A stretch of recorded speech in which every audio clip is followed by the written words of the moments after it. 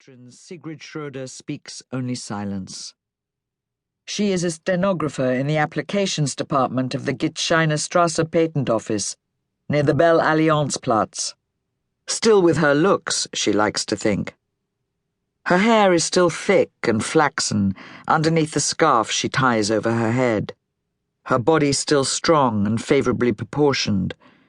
She is not displeased when she looks in the mirror. She simply seldom bothers to. The years of war have redefined her in very restricted terms.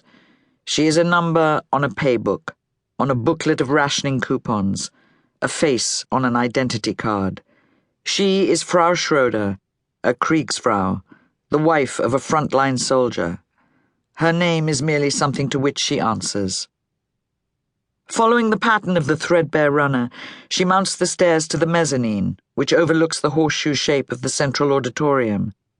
Sometimes the whores escort their customers up there for their transactions. It's more private, and the ushers never seem to mind. They're likely hoping for a tip. Sigrid has learned to pay them no heed. She too counts on the balcony's sparse population during matinees. Discovering that the old uncle in the usher's uniform has found a spot for a nap in a seat by the door, she ignores the number on her ticket and takes a seat in the last row against the wall. This is the seat of her memory. The first winter of the war was bitterly cold. The most frigid temperatures in decades gripped the city. In January, thermometers plummeted to -20 degrees, and people joked grimly that Berlin had been traded for Siberia in the non-aggression pact with the Soviets.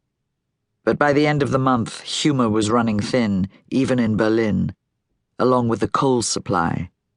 It was the sort of cold that followed you inside, that searched your clothes for gaps and penetrated you slowly until it crept into your heart and chilled your blood.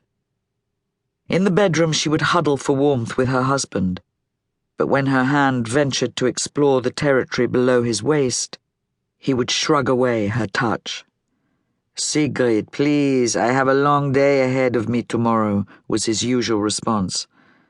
Afterward she would stare through the frigid darkness above their bed until sleep smothered her.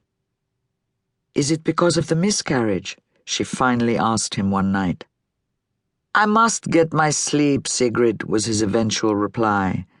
"And so must you. We'll talk about this later." But of course they never did. Since the war had started in Poland, Kaspar's work hours had been extended at the bank, and he had become moody and silent. Several men of the staff had already been called up, and he was sure that his turn would come soon. Sigrid tried to picture him in uniform with a rifle in his hands, but the picture seemed too absurd. He was nearly 35. Surely there were plenty of younger men the army would prefer. And though this rarely happened, Kaspar's mother agreed with her. "You have important duties to fulfill at the bank," the old woman declared confidently. "The government understands that we must keep some of our best men at home in order to keep things running." At which point Kaspar would observe them both from an interior distance and politely request more coffee in his cup. The teaser curtain rings open and the lights dissolve.